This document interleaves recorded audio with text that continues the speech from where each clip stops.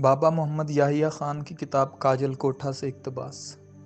عورت اندر سے بڑی نازک سی چیز ہوتی ہے، اس میں پندارے ذات کا بڑا دھیان ہوتا ہے۔ وہ لاشعوری طور پہ اس امر پہ ایمان رکھتی ہے کہ کائنات کا سب سے خوبصورت اور اعلیٰ اثاثہ اس کے پاس محفوظ ہے۔ وہ اسے سینت سینت کے رکھتی ہے۔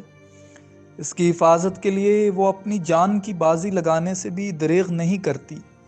عورت کی سنبھالی ہوئی اسی دولت کو آپ اس کی عصمت، عزت نفس کہہ لیں یا چاہت پیار وغیرہ۔ یہ بھی افشاں ہوا ہے کہ عورت کی سب سے قیمتی چیز اس کا چاہے جانے کا احساس یا خواہش ہے۔ وہ سب کچھ سہ لینے کا جگرا رکھتی ہے، مگر کوئی اس کی محبت یا وفا کو نظر انداز کر دے، یہ اس کی برداشت سے باہر ہو جاتا ہے۔ عورت کی نسائیت کو سب سے زیادہ تسکین و تفاخر اس وقت حاصل ہوتا ہے جب کوئی اسے یہ احساس دلا دے کہ وہ اس کی نظر میں خاص اہمیت رکھتی ہے۔ وہ عورت اپنے حسن و جمال، کسب و کمال اور حسب و احوال کی اہمیت کو چنداں ایسا اہم نہیں گردانتی۔ وہ تو اپنی جنس کے حوالے والی اہمیت معتبر سمجھتی ہے۔